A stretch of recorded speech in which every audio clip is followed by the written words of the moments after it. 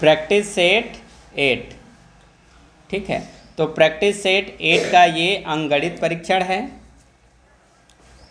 देखो क्वेश्चन 41, शेखर एक प्रसिद्ध क्रिकेट खिलाड़ी है। तो ये एक सिंपल सेंटेंस है, शेखर के बारे में है। उसने 6,980 रन 6,980 रन टेस्ट मैच में बना लिए हैं।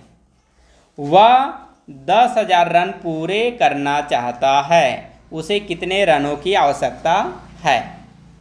ठीक है, बहुत आसान क्वेश्चन था। देखो आंसर कैसे देना है। शेखर पूरा कितना रन बनाना चाहता है? 10,000 रन बनाना चाहता है, लेकिन अभी तक वह कितना रन बना पाया है? 6,980। तो ये 10,000 बनाने के लिए इतना रन तो बन गया है, तो इसमें और कितना रन जोड़े कि इतना बन जाए। तो उसका आंसर जानने के लिए इस रन को, टेस्ट मैच के रन को पूरा बनाने वाले रन में माइनस कर दो। 6,980 में इसको माइनस करना था। ठीक है, 0 ये बन जाएगा 10 माइनस 8 2, ये 0 और इसमें 1 माइनस, तो ये 9, 9 में 6 माइनस 3। ठीक, ऑप्शन बी में था आंसर। या फिर दूसरा और क्या तरीका था? एकदम आसान। ये जो टेस्ट मैच का रन है 6,980, ठीक, इसमें ऑप्शन ए के रन को जोड़ो। यदि जोड़ने पर इतना आ गया तो ऑप्शन ए सही है। नहीं आया 10,000 तो अब ऑप्शन बी को इसमें जोड़ो। 3,020, 3,020 जोड़कर देखो 0 10 हासिल 1 10 हासिल 1 जोड़ने पर 10 आ गया 10,000 की नहीं? तो ऑप्शन बी, मतलब ऑप्शन से बहुत कुछ कर सकते हो। चलो क्वेश्चन नंबर 42 में आ जाओ। ठीक, अब ये 42 में सबसे पहले हम इस जगह को सॉल्व करेंगे। ठीक है, और बाकी जिस जगह को सॉल्व नहीं करना है उसको सेम लिखते जाना। ठीक, देखो 2 मल्टीप्लाई बड़ा कोष्टक 3 प्लस 2 मल्टीप्लाई, ठीक, ये मंझला कोष्टक डालेंगे 3 माइनस, अब ये वाला सॉल्व होगा तो 6 में 2 से डिवाइड करो 3 आया। ठीक, तो छोटा कोष्टक निकल जाएगा 3 आ जाएगा, ये दोनों मंझला कोष्टक के अंदर में रहेंगे प्लस 7 और ये बड़ा कोष्टक। फिर सॉल्व करोगे 2 इंटू 3 प्लस 2 इंटू, अब ये दोनों सॉल्व हो जाएंगे तो 3 माइनस 3 क्या आया? 0। ठीक, और इधर बाहर में क्या आ जाएगा? प्लस 7 ये। अब फिर सॉल्व करोगे 2 इंटू, अब ये बड़ा कोष्टक को सॉल्व करोगे, पहले मल्टीप्लाई 2 का टेबल 0 टाइम क्या होता है? 0, या 0 का टेबल 2 टाइम क्या होता है? 0। अर्थात कोई भी नंबर हो उसका मल्टीप्लाई 0 से होता है तो आंसर 0। तो 0 हो गए, मतलब ये दोनों हट जाएंगे। तो 3 और प्लस 7 को ऐड करो, कितना आया? 10। कितना आया? 10। तो कोष्टक से बाहर करो 10 को, तो 2 इंटू 10 इक्वल 20 आंसर। ठीक, ऑप्शन बी में है। 43, इसको तो ऐड करना था, दशमलव वाला ऐड करना सिखाया था, और नहीं जानते तो फिर से सुनो। देखो ये होल नंबर है, यहाँ पर ऐसे लिखो 4, ये दशमलव वाला है। ठीक, तो जब एक संख्या में दशमलव नहीं है बाकी में दशमलव है, या कोई एक में दशमलव आ गया बाकी में नहीं है, तो उसको भी दशमलव में चेंज करते हैं। तो ये 4 बगैर दशमलव वाला है तो इसके पीछे रख दो दशमलव, तो ये भी हो गया दशमलव वाला। अब क्या करो, इस नंबर को इसके नीचे लिखो, तो दशमलव को बस दशमलव के बिल्कुल सिद्ध में लिखना, और दशमलव के जो राइट साइड में है उसको राइट साइड में लिखो, जो लेफ्ट साइड में है, ये दशमलव के ये लेफ्ट साइड में है, और राइट साइड वाले को राइट साइड में लिखो। बस इतना ही करना है। अब इसमें आ जाओ, तो डेसिमल को डेसिमल के नीचे, राइट साइड में 4 है, लेफ्ट में 4 है, और इसके राइट साइड में क्या है? डेसिमल के बाद 0 और 4 है। फिर यहाँ पर 44 है, डेसिमल के पहले क्या है? 44, तो डेसिमल का डेसिमल लिखो, 4 यहाँ पर 4 यहाँ पर, और इसके पीछे में 4 है, और इधर का जगह खाली हो गया तो 0 भर दो। यहाँ पर ऊपर का 2 हिस्सा खाली है तो वहाँ पर भी 0 भरो, ये ठीक।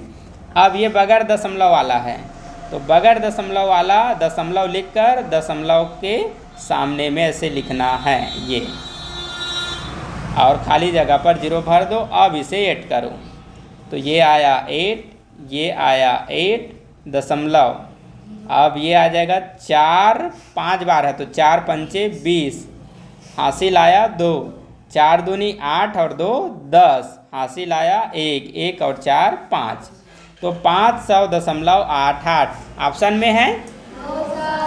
0.88 यहाँ मिल रहा है लेकिन ये नहीं मिल रहा है, तो इनमें से कोई नहीं भी एक ऑप्शन है, तो ऑप्शन डी आया। चलो 44 में आ जाओ। 0.4 का 5%, 0.4 का 5% का आ जाता है बाई 100। आगे समझ में? यहाँ दशमलव के बाद एक अंक है तो इसको पूर्ण संख्या भिन्न संख्या में चेंज करो। 0.4 इसको भिन्न में चेंज करोगे, दशमलव के बाद एक अंक है तो 1 0 लिखकर 1 लिखते हैं, मतलब 10 आ जाएगा और ये यहाँ से हट जाएगा। ठीक, तो यहाँ से हम दशमलव और 0 को हटा देंगे और ये जो 10 है इसे मल्टीप्लाई करके नीचे ले आएंगे। यदि सिंगल है तो ऐसे लिखा जाएगा, लेकिन ऑलरेडी और कोई नंबर है तो मल्टीप्लाई बनकर इसको मल्टीप्लाई बनाकर लिखा जाता है, ये याद रखो। सिंगल था जब 0.4 तो सिर्फ 4/10 लिखाएगा, लेकिन इधर और कोई नंबर पहले से है तो इसी 10 को जब लिखेंगे तो यहाँ मल्टीप्लाई का चिन्ह इस्तेमाल करते हैं। ठीक, 5 के पहाड़ा में 10 आया 2 बार में, 4 के पहाड़ा में 100 आएगा 25 बार में, तो ऊपर में कुछ नहीं बचा, मतलब हमेशा 1 होता है। ऊपर का नंबर जब नीचे को डिवाइड करता है तो वहाँ पर 1 शामिल होता है। ठीक है, तो ऊपर का हिस्सा आ गया 1, 25 का 2 से गुणा करो 50, अब 1 में 50 से डिवाइड करो तो 50 से ये छोटा है, तो 50 के पहाड़े में इससे छोटा नंबर होता है 0। 50 का पहाड़ा 0 बार पढ़े, माइनस करने पर क्या बचेगा 1। अब इससे ये छोटा हो गया तो यहाँ दशमलव लेंगे और यहाँ पर 0, तो 50 से फिर ये छोटा है तो फिर 50 का टेबल हम पढ़ेंगे 0 टाइम, तो 0 लिखेंगे, माइनस करने पर 10। ठीक, अब इससे फिर ये छोटा है तो अब 1 0 बढ़ाएंगे, फिर दशमलव मत लिखना, 1 0 बढ़ाओगे और 50 के पहाड़ा में 100 आया 2 बार में, तो 0.02 ऑप्शन सी में है। ये है 45। 1/4 चक्कर घूमने पर कौन सा कोण बनेगा? एकदम आसान है, ध्यान दो कितने प्रकार कोण बनाया था। 1/4 चक्कर घूमने पर कौन सा कोण बनेगा? तो एक होता है सर्कल। ठीक, तो ये सर्कल पूरा 360 डिग्री का होता है। अब ये सर्कल को 4 हिस्सों में ऐसे बांटा जाता है,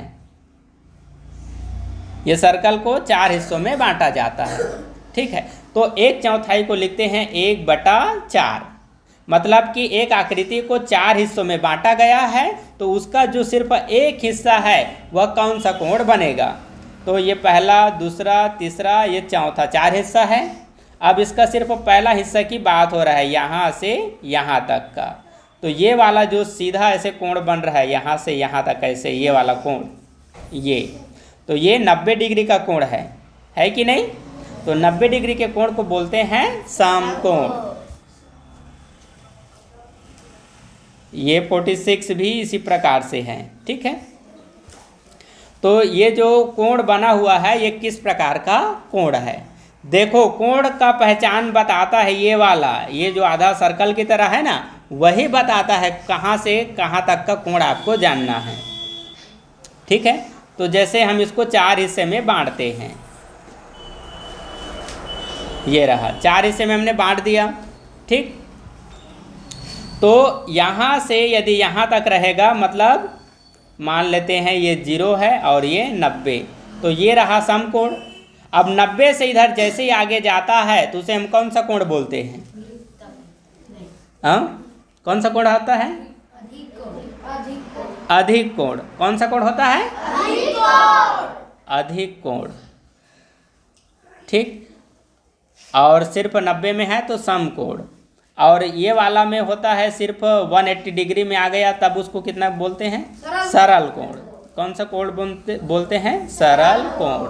ठीक, तो मान लो मैं ये बोल रहा था जैसे ये 0 है, अब इधर से ऐसे गया तो ये सम कोण बन गया, और जैसे ही 90 से आगे गया तो अधिक कोण आएगा, है कि नहीं? तो ये जो है ये थोड़ा सा आपको घुमाया गया है। मान लो हम 0 इसको मान लेते हैं और 90 इसको मान लेते हैं, मतलब यहाँ से यहाँ तक करते हैं तो भी एक अभी समकोण बन रहा है कि नहीं? और जैसे ही 90 से आगे गया तो ये कौन सा कोण कहलाएगा? अधिक कोण। कौन सा कोण कहलाएगा? अधिक कोण। ठीक, यदि कोण को इस तरफ दिखाया जाता, मान लो ये जो ऐसे लाइन है ये इधर ऐसे दिखाया जाता, तब ये होता बृहत कोण। क्यों? क्योंकि ये ऐसे समकोण बना, फिर अधिक कोण बना, सरल कोण बना। अब सरल कोण से भी इधर जो आगे जाएगा वो बृहत कोण में जाएगा। ठीक है,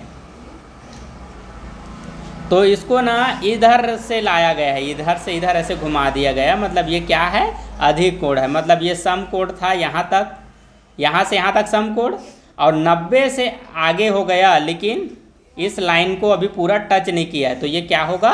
अधिक कोण। आ रहा है समझ में? तो ऑप्शन बी।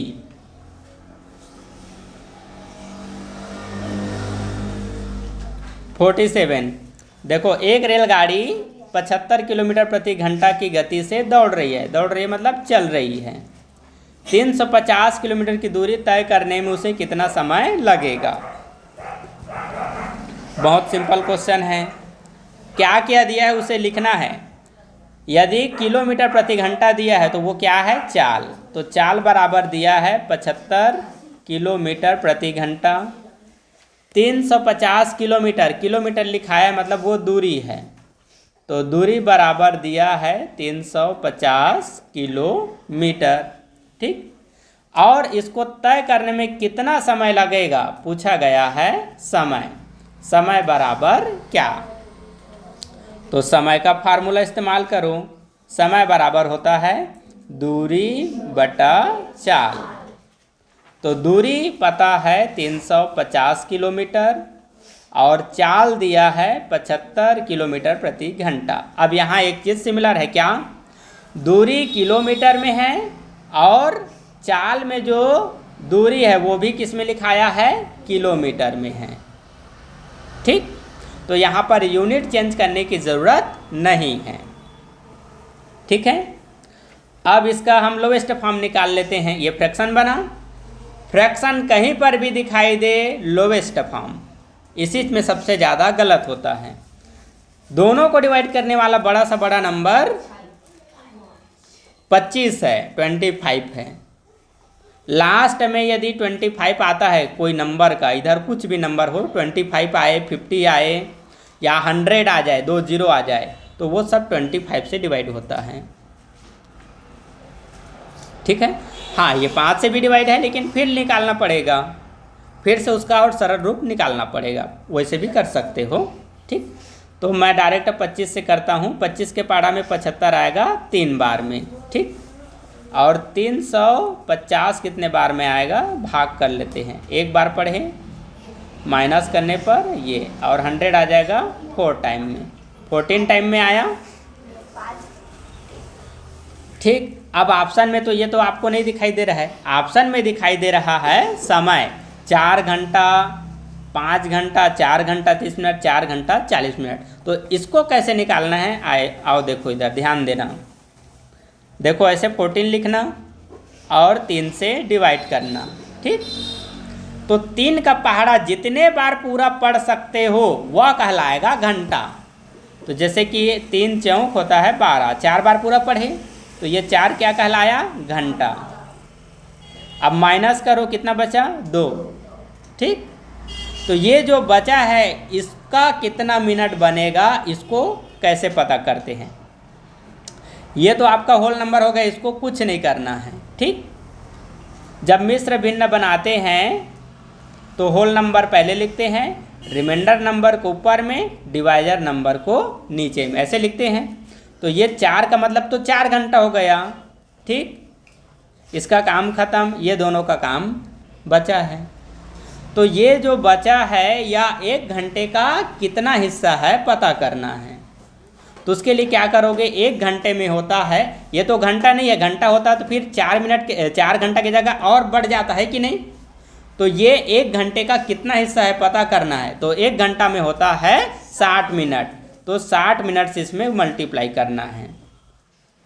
तो 3 के पहाड़ा में 60 आएगा 20 बार में, और 20 गुणा 2 करोगे कितना आएगा 40। तो 40 क्या कहलाएगा, मिनट। अर्थात इसका आंसर होगा 4 घंटा 40 मिनट। 4 घंटा 40 मिनट आंसर ऑप्शन डी में।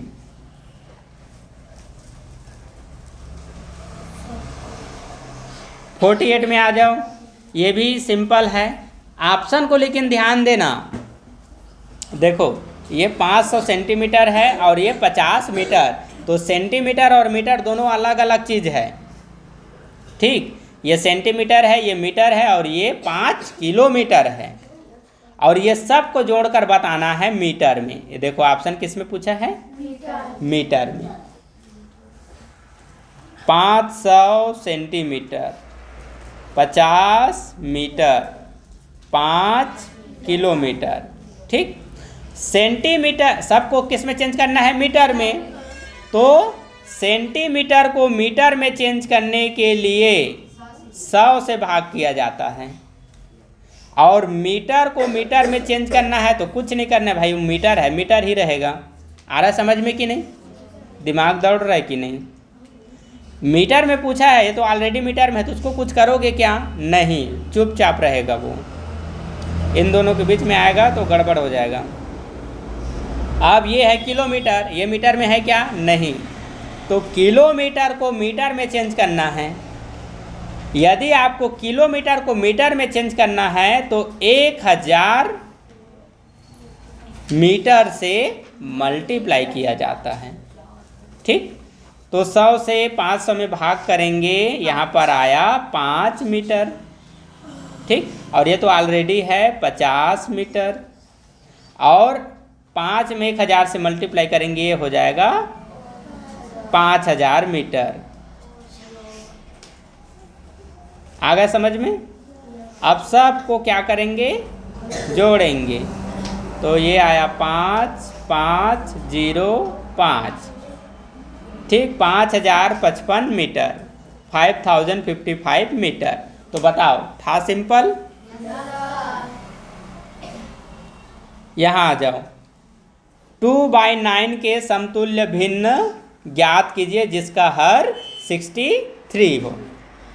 अब भिन्न को समतुल्य भिन्न में बदलना या सरलतम रूप निकालना 1000 बार बताया गया है, कई बार शुरू से अभी तक बताते आ रहे हैं।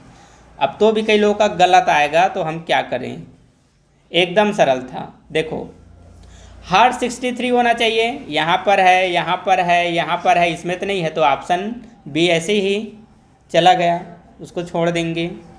अब जो भी भिन्न है उसका सरलतम रूप निकालो, यदि 2/9 आया तो वही भिन्न, उसका आंसर हो जाएगा। इन दोनों को डिवाइड करने वाली बड़ी से बड़ी नंबर क्या है, 3 है, तो 3 से 9 में डिवाइड करो, 9 है, हाँ 9 आ जाएगा। 9 1 जा 9, और ये 63 कितने टाइम में आ जाएगा, 7 टाइम में, 1/7 आया। ये ऑप्शन मैच नहीं हुआ। यहाँ आ जाओ, इसका लोवेस्ट फॉर्म बड़ा से बड़ा नंबर दोनों को डिवाइड करें 7 है, ये 1 टाइम में और ये 9 टाइम में। ठीक, तो इसके जैसा बना क्या, ये। अब अकेला यही बचा, ये तो ऐसे ही चला गया है, तो यही इसका आंसर होने वाला है। इन दोनों को डिवाइड करने वाली बड़ी से बड़ी संख्या 7 है, 7 है, तो 7 के टेबल में 14 2 टाइम में, और 7 के ही टेबल में 63 9 टाइम में। 2/9 आया, आंसर मिल गया।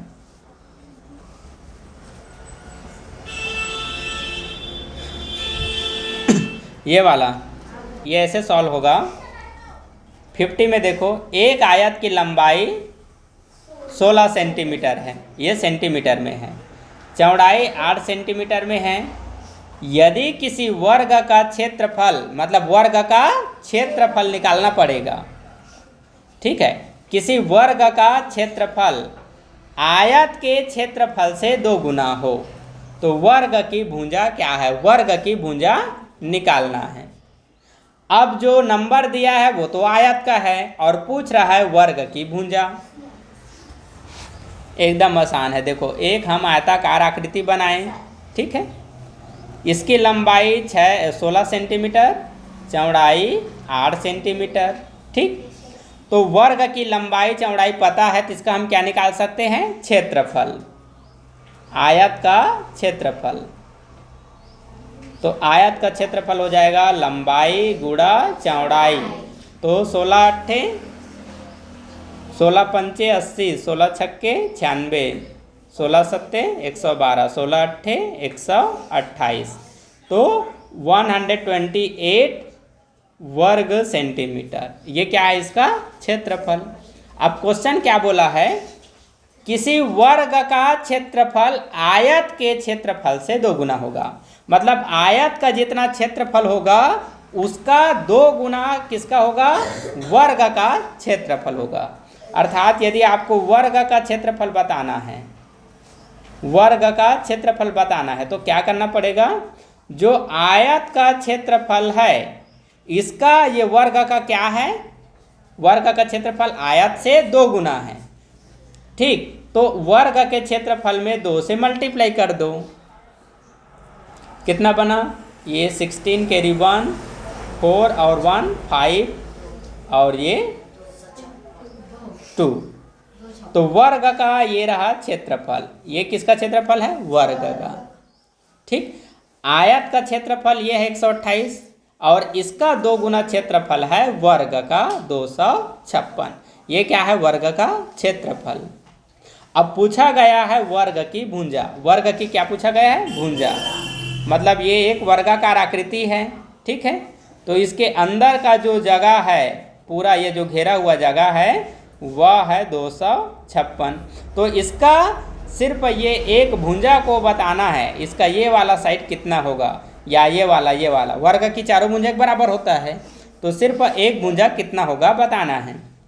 तो एक भुजा बताने के लिए जब भी वर्ग का क्षेत्रफल दे रखा है उसका भुजा बताओगे तो वर्ग के क्षेत्रफल का निकालते हैं वर्गमूल।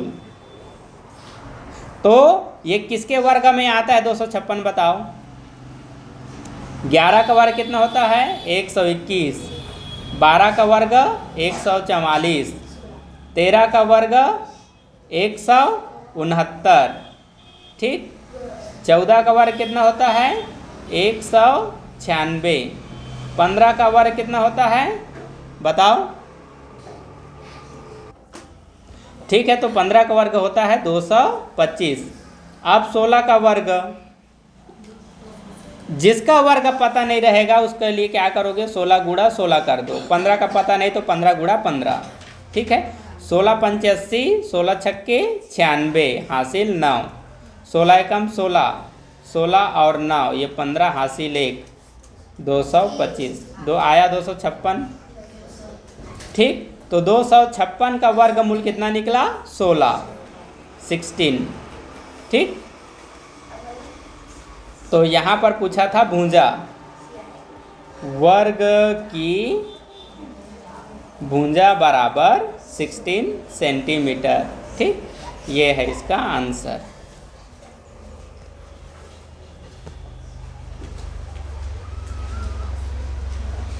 क्वेश्चन नंबर 51, ये भी बहुत सिंपल है। देखो, काजोल 1 घंटा में एक किताब का 1/3 भाग पढ़ती है, ठीक है।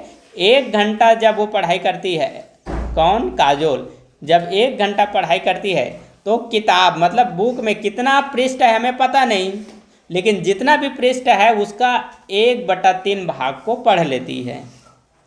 वह किताब को 2 घंटा 2 सही 1/5 घंटे पढ़ती है। इस किताब का कितना भाग पढ़ने को शेष बचता है, ठीक है। तो सबसे पहले हम ये जानेंगे कि 2/1/5 2 होल 1/5 आवर में वह कितना किताब का पृष्ठ पढ़ती है, ये देखेंगे। ठीक है, देखो 1 घंटे में 1/3 पढ़ती है या 1/3 किताब का पृष्ठ पढ़ती है। तो ये 2 घंटे और 1/5 में कितना पृष्ठ पढ़ेगी ये पता करेंगे। तो ये है मिश्र भिन्न, इसे बनाएंगे अनुचित भिन्न। तो 2 और 5 का क्या होगा मल्टीप्लाई, 10 आया, 10 और 1 को ऐड करो 11, तो ये हो जाएगा 11/5। तो 1 घंटा में इतना, तो 11/5 घंटे में कितना पढ़ेगी, तो यहाँ पर हो जाएगा मल्टीप्लाई। तो इन दोनों का मल्टीप्लाई 11, इन दोनों का मल्टीप्लाई 15। ठीक है, तो 2/1/5 घंटा में 11/15 पृष्ठ पढ़ती है। अब बुक में कितना पृष्ठ है जिसका इतना उसने पढ़ाई किया है, बाकी छूट गया है, वह पता करना है। तो बुक में कितना पृष्ठ है वह हमें पता नहीं। तो अब यहाँ पर माना कि किताब में कुल x पृष्ठ है, जब हमें पता नहीं रहता है तो उसको हम x मान लेते हैं। तो इतना कुल उसमें पृष्ठ है, तो जितना हम पढ़े हैं उसको इसमें क्या करेंगे, घटाएंगे। एकदम सिंपल है। जैसे मान लो मेरे पास है 500 रुपया, ठीक, और मैंने 200 रुपया खर्च कर दिया। तो मैंने जितना रुपया खर्च किया उसको जितना पहले मेरे पास रुपया था उसमें माइनस करूँगा कि नहीं। तो वैसे ये भी है, मान लो किताब में कुल इतना पृष्ठ है, 100 पृष्ठ है, तो जितना पृष्ठ आप पढ़ लिए है ना, जितना भी घंटा में आपने जितना पृष्ठ पढ़ लिए उसको इसमें माइनस करोगे कि नहीं। तो वैसा ही है। तो माना कि बुक में कुल 100 पृष्ठ था, तो उसमें हम 11/15 को माइनस कर देंगे। तो 15 का इससे मल्टीप्लाई हो जाएगा, तो कितना हो जाएगा 15x। इन दोनों का मल्टीप्लाई 15x हो जाएगा। ठीक, और 15x में 11 को घटा दो, कितना बचेगा 4x। क्या बचेगा 4x। ठीक है, 4x बचेगा, या फिर हम उसको सिर्फ 4 लिख सकते हैं और नीचे में 15, तो 4/15 ऑप्शन सी में है। ठीक है, तो कभी कभी ये 1 मतलब पूरा भाग से है, 1 का मतलब पूरा हिस्सा, तो पूरा हिस्सा को हम 1 से भी दर्शाते हैं। इसका टुकड़ा नहीं हुआ है, मान लो कोई एक ही हिस्सा है उसका टुकड़ा नहीं हुआ है, तो उसको हम 1 लिखते हैं। तो 1 लिखकर सॉल्व करोगे तो भी यही आएगा, और 1 से करने से भी ऐसे लिखते हैं। ठीक, इन दोनों का मल्टीप्लाई 15, 15 में 11 घटा दो 4, और 15 का 15 बचेगा। ये हो गया आंसर। 52, एक कमरा 12 मीटर लंबा और 8 मीटर चौड़ा है। इसके फर्श पर 2 मीटर भुजा के वर्गाकार पत्थर के कितने टुकड़े बिछेंगे। एकदम आसान है। देखो यहाँ पर जो आकृति है वह है आयताकार। ठीक है, यहाँ आकृति आयताकार बन रहा है। क्यों आयताकार बन रहा है, क्योंकि इसकी लंबाई 12 मीटर है और चौड़ाई 8 मीटर है। दोनों यदि एक जैसा होता तब वर्गाकार आकृति, अलग अलग है तो आयताकार आकृति। ठीक है, ये मीटर में है, हाँ मीटर लिख देता हूँ, ये मीटर में और ये भी मीटर में। ठीक, अब क्या बोला है, इसके फर्श पर 2 मीटर भुजा के वर्गाकार पत्थर के कितने टुकड़े बिछेंगे पूछा जा रहा है। तो मतलब ये जो इसके अंदर में एक खाली जगह है कि नहीं, तो इसको हम बोलते हैं फर्श। इसे हम क्या बोलते हैं, फर्श। ठीक, तो ये फर्श का जितना क्षेत्रफल होगा उतना क्षेत्रफल को हमें ढकना है। किससे ढकना है, 2 मीटर भुजा के वर्गाकार पत्थर से।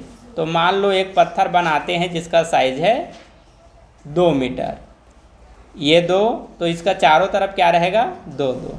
ठीक, तो जब इस पत्थर को हम इसके अंदर हम डालेंगे, ये इसके अंदर डालेंगे तो ये जगह घेरेगा कि नहीं। तो मतलब यहाँ पर वर्गाकार निकालना पड़ेगा क्षेत्रफल, मतलब वर्गाकार जो आकृति है वह कितना जगह घेर रहा है, और इसमें ये देखना पड़ेगा कि ये जो आयताकार आकृति है ये कुल कितना जगह घेरा है। आ रहा है समझ में? तो सबसे पहले हम निकालेंगे आयत का क्षेत्रफल। ठीक है, आयत का क्षेत्रफल निकालेंगे और आयत का क्षेत्रफल में जो आयत के क्षेत्रफल में फिर ये जो वर्ग का क्षेत्रफल है उससे डिवाइड कर देंगे, वर्ग के क्षेत्रफल से। वर्ग का क्षेत्रफल ये दोनों का निकालना है। तो आयत का क्षेत्रफल बराबर होता है लंबाई गुणा चौड़ाई, तो 12 × 8 हो जाएगा। और वर्ग का क्षेत्रफल बराबर होता है भुजा वर्ग, तो इसका भुजा कितना है 2 मीटर, तो 2 का वर्ग कितना हो जाएगा 4, या 2 गुणा 2 लिख सकते हो। यहाँ तक आया समझ में? तो ये हो जाएगा 12 × 8 96 है ना, 12 × 8 96 और 2 2 ने 4। अब 4 से इसमें क्या करोगे डिवाइड, नहीं आता है तो ऐसे ही डिवाइड कर लेना। ठीक है, 8 आ जाएगा 2 टाइम में, माइनस करने पर 1, और ये 16 आ जाएगा 4 टाइम में, तो 24 कितना आया 24। अर्थात ये 2 वर्गाकार मीटर का पत्थर कितना लगेगा 24 पत्थर लगेगा और ये पूरा भर जाएगा। आ गया समझ में?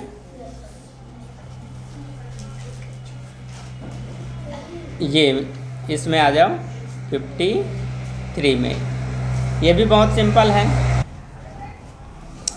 53 में आ जाओ, ये एक ग्राफ है अर्धवार्षिक परीक्षा का, हाफ ईयरली एग्जाम का। ठीक, अब अजीज द्वारा प्राप्त किए अंकों को ये ग्राफ में दर्शाया गया है। ठीक है, हिंदी में 80 पाया, अंग्रेजी में 60, गणित में 70 और विज्ञान में 50, सामाजिक विज्ञान में 40। ये सामाजिक विज्ञान में 40 और हिंदी में कितना है 80। क्या पूछा है? अजीज द्वारा सबसे अधिक और सबसे कम अंक प्राप्त करने वाले विषयों के अंकों का अंतर है। ठीक, तो सबसे अधिक प्राप्त किया है हिंदी में 80 और सबसे कम प्राप्त किया है सामाजिक विज्ञान में 40। दोनों का पूछा गया है अंतर, अंतर मतलब माइनस, तो 40 नंबर का अंतर है, ऑप्शन ए।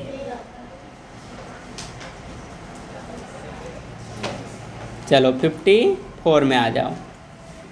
नंदू 500 ग्राम आलू, 200 ग्राम गाजर, 700 ग्राम प्याज, 500 ग्राम टमाटर, 100 ग्राम अदरक, 300 ग्राम मूली खरीदता है। उसके थैले में सब्जियों का कितना वजन किलोग्राम में होगा? सभी में दिया है ग्राम, लेकिन पूछ रहा है वजन को किलोग्राम में। तो क्या करो, टोटल ग्राम को जोड़ दो वजन में, ग्राम कितना आया, और किलोग्राम में चेंज करने के लिए 1000 से डिवाइड करो, क्योंकि 1000 ग्राम का 1 किलोग्राम होता है। आप लोग इलेक्ट्रॉनिक कांटा में देखे होंगे, इलेक्ट्रॉनिक कांटा दशमलव के बाद जब शुरू में स्टार्ट करते हैं 1 किलो नहीं होता है तो 700 दिखाएगा, 600 दिखाएगा, 500। जैसे ही वो 1000 होता है तो दशमलव के लेफ्ट हैंड साइड में 1 दिखाई देगा, मतलब 1 किलो हो जाएगा, और उधर दशमलव बाद जितना रहेगा वो फिर से ग्राम में होता है। आया समझ में? तो चलो ऐड कर लेते हैं। 500 ग्राम आलू, 250 ग्राम गाजर, 700 ग्राम प्याज, 500 ग्राम टमाटर, 100 ग्राम अदरक, 300 ग्राम मूली हो गया। ठीक है, 1 2 3 4 5 6, 1 2 3 4 5 6। ठीक है, जोड़ लेते हैं। 0 5, ये हो जाएगा 7, 7 दूनी 14, 14 और ये 6 20 और 3 23। ये है ग्राम में। 2350 क्या आया ग्राम। अब इसको किलोग्राम में चेंज करना है, तो 2350 को भाग करोगे 1000 से, तो 1 0 से 1 0 कैंसिल है कि नहीं। अब अरे क्या आ गया, हाँ अब यहाँ ध्यान दो, 100 का पहाड़ा यहाँ 200 है, तो 100 का पहाड़ा 2 बार पढ़ पा रहे हैं कि नहीं, तो 2 लिख कर दशमलव कर दो और पीछे में लिख दो 335। तो 335 देखो ऑप्शन ए में है, यहाँ 0 है यहाँ नहीं है, यही अंतर है ना। तो दशमलव के अंकों के बाद जीरो नहीं दिखाई दे रहा है, मतलब वहाँ पर जीरो होता है। तो ऑप्शन में दिखाई दे भी सकता है और नहीं भी। ठीक है, ये है इसका आंसर। 55 100 संतरे 400 रुपये में खरीदे, लाभ हानि से क्वेश्चन है। देखो 100 रुपया में 100 संतरे 400 रुपये में खरीदे, 100 संतरा को 400 रुपये में खरीदा तथा 60 रुपया प्रति दर्जन की दर से बेचा। तो यहाँ पर क्या क्या दिया है, यहाँ पर दे रखा है विक्रय मूल्य। विक्रय मूल्य दिया है 1 दर्जन का। ठीक है, कितना का? 1 दर्जन। 1 दर्जन संतरे का कीमत है 60 रुपया। ठीक, पूछ रहा है प्रतिशत लाभ। क्या पूछ रहा है? प्रतिशत लाभ। तो प्रतिशत लाभ का फार्मूला होता है लाभ गुणा 100 बटा क्रय मूल्य। ये है इसका फार्मूला। तो अभी तो लाभ निकालना पड़ेगा और क्रय मूल्य भी पता नहीं है, क्रय मूल्य भी देखना पड़ेगा। तो यहाँ पर जो विक्रय मूल्य है वह 1 दर्जन का है, तो 1 दर्जन को कितना में खरीदा पता करना है। 1 दर्जन को कितना रुपये में खरीदा पता करना है। ठीक है,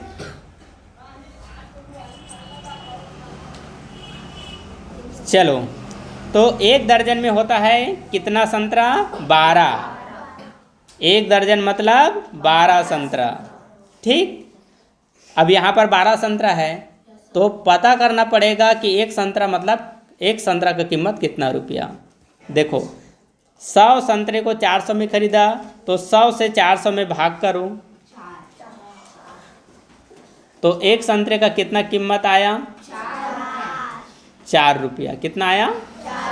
1 संतरे का कीमत 4 रुपया, तो 12 संतरे की कीमत हो जाएगा 48 रुपीज़, 48 रुपया। आया समझ में? ये 1 दर्जन का लेना देना बात हो रहा है। 1 दर्जन को बेचा 60 रुपया में और 1 दर्जन को खरीदा है 48 रुपया में। तो ये है इसका क्रय मूल्य। ठीक, अब क्रय मूल्य विक्रय मूल्य पता है तो अब हम पता कर सकते हैं लाभ होगा कि हानि। ठीक है, तो यहाँ लाभ हो रहा है कि हानि? लाभ हो रहा है। देखो भाई, कम में खरीदा है और ज़्यादा में बेच रहा है, तो कितने रुपये का लाभ हुआ? तो 60 माइनस 48 रुपीज़ का लाभ हुआ, मतलब कि 12 रुपये का लाभ हुआ। अब फार्मूला में आप आंसर दे सकते हो। प्रतिशत लाभ का फार्मूला होता है लाभ गुणा 100, तो लाभ आया 12 गुणा 100 बटे क्रय मूल्य कितना है? 48। दोनों का मल्टीप्लाई 1200 और नीचे में 48। ठीक, अच्छा लोएस्ट फॉर्म निकाल दो। ये 12 अपने आप को 1 बार में डिवाइड करेगा और 48 को 4 बार में। 12 चौक 48, 4 बार में किया तो यहाँ 1 है और उसके पीछे 2 जीरो है तो 100 बन गया। ये 4 के पहाड़ा में 100 आ जाएगा 25 बार में, तो 25% का लाभ हुआ।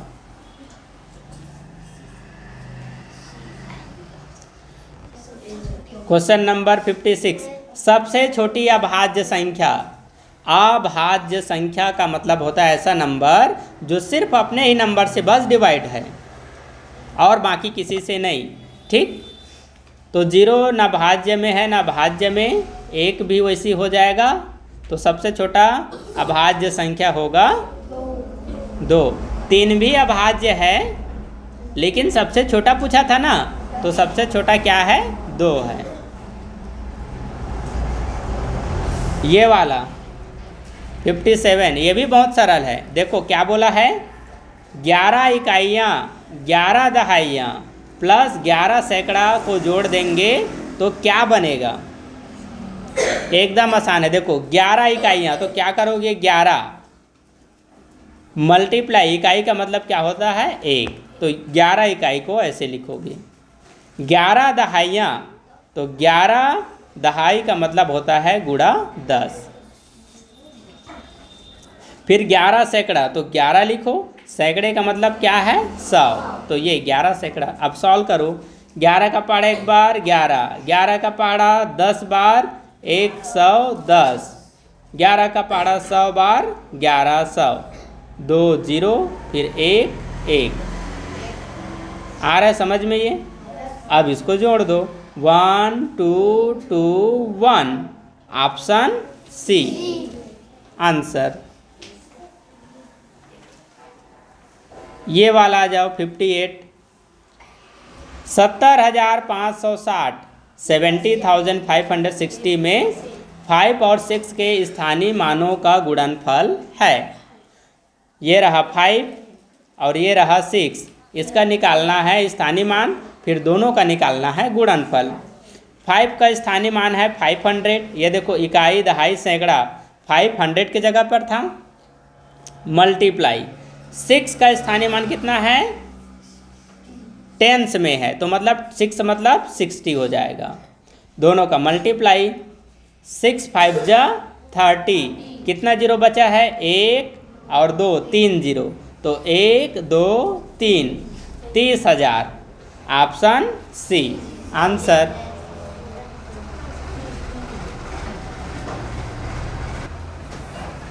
क्वेश्चन नंबर 59, संख्याओं 12, 14, 16, 18 में से कौन सी संख्या उस संख्या का भाज्य होगी जिनके भाज्य 16 एवं 7, 16 एवं 7 है।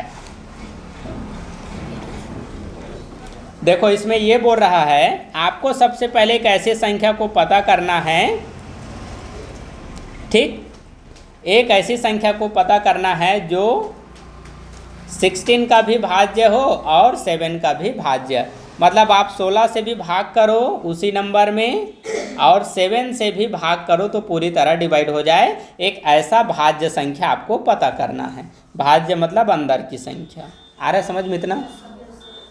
तो 16 और 7 इन दोनों से डिवाइड होने वाली जो पहली संख्या होगा इन दोनों का एलसीएम नंबर होगा, लघुत्तम समापवर्तक। तो यहाँ पर 16 और 7 को डिवाइड करने वाला कोई और नंबर है नहीं, तो इन दोनों का क्या करोगे, मल्टीप्लाई।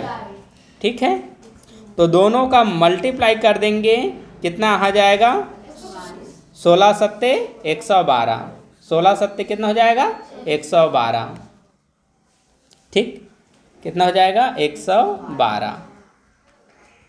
ये तो इसी 112 को अब डिवाइड करने वाला इनमें से कौन सा नंबर है पता करना है।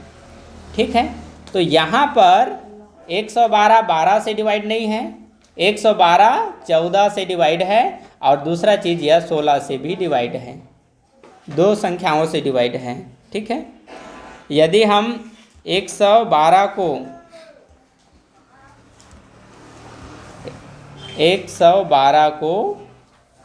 14 से डिवाइड करते हैं, ठीक है, तो ये आएगा कितने बार में, 8 बार में। ठीक, और 112 को ही यदि हम 16 से डिवाइड करते हैं तो ये कितने बार में आ रहा है, 7 बार, मतलब दोनों से डिवाइड हो जा रहा है, दोनों से क्या हो जा रहा है, डिवाइड हो जा रहा है। लेकिन दोनों में छोटा कौन है, 14 है।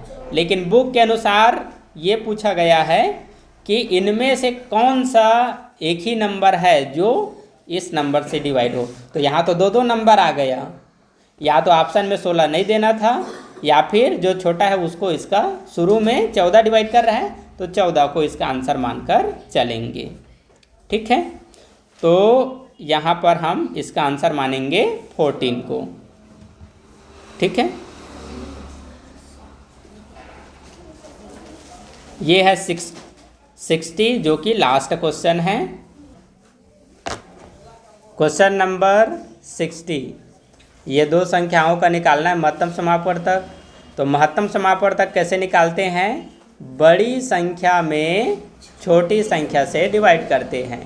तो दोनों में बड़ी संख्या है 476, छोटी संख्या 425 से डिवाइड करोगे तो इसका टेबल हम वन टाइम ही पढ़ पाएंगे।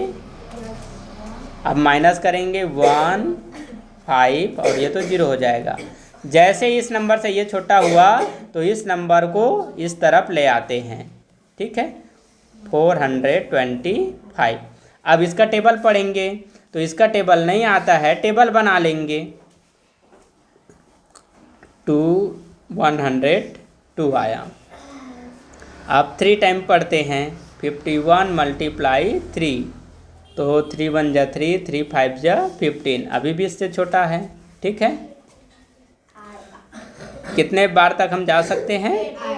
8 टाइम तक जा सकते हैं। चलो 8 टाइम में जाते हैं। 51 मल्टीप्लाई 8, तो 8 1 जा 8 और 8 5 जा 40, 408 आया इससे छोटा। यदि 51 का टेबल 9 टाइम पढ़ते हैं तब क्या आता है? 9 9 5 जा 45, तो इस नंबर से ये नंबर बड़ा हो गया, इसलिए 51 का टेबल 8 टाइम पढ़ेंगे, 9 टाइम नहीं, ठीक। तो 408 आया 8 टाइम में। अब माइनस करोगे तो ये बन जाएगा 15 में 8 माइनस 7, इसमें 1 माइनस 7 और ये तो 0।